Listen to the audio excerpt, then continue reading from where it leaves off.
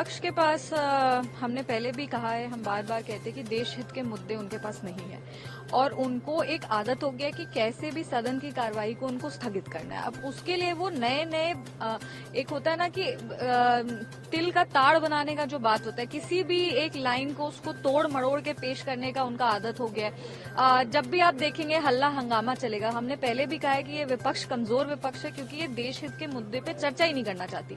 जब हम संविधान पे भी चर्चा कर रहे थे तब भी ये संविधान एक इतनी भाषण हुए लेकिन संविधान शब्द उनके किसी ने भी संविधान के बारे में कुछ नहीं कहा। और जहां तक रही बात बाबा साहब अंबेडकर जी की, तो हम लोग बार बार कहते कि कांग्रेसी आज उनको एक पॉलिटिकल मुद्दा बना करके बार बार पेश करने का प्रयास करते हैं, लेकिन उनको कभी भी सम्मान उन्होंने नहीं दिया।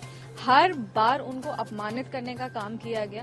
संविधान सभा जिस सेंट्रल हॉल में जहां पे चर्चा हुई, जहां पे संविधान हमारा तैयार हुआ, वहां पे उनकी चित्र तक को कांग्रेस ने लगने नहीं दिया। जब भारत रत्न देने की भी बात आई तो अपने 2 प्रधानमंत्री को उन्होंने भारत रत्न दिया, पर बाबा साहब को उन्होंने भारत रत्न नहीं दिया। बार बार वो संविधान बोलते हैं, आरक्षण बोलते हैं, हमें देश विरोधी कहते हैं, आरक्षण विरोधी कहते हैं, पर हमने अपने भाषण में उनको एक्सपोज भी किया कि किस तरह से उनके जो 3 प्रधानमंत्री थे जो 37 साल देश का प्रतिनिधित्व किए थे, वो कैसे आरक्षण विरोधी सोच रखते थे।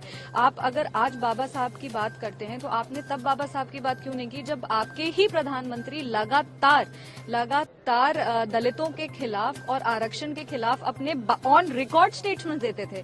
वो स्टेटमेंट ऑन रिकॉर्ड है, हमने कुछ बनाया नहीं। हमने उनको लगता था आरक्षण से 2nd क्लास सिटीजन आते हैं, उनको लगता था कि आरक्षण देश हित में नहीं है।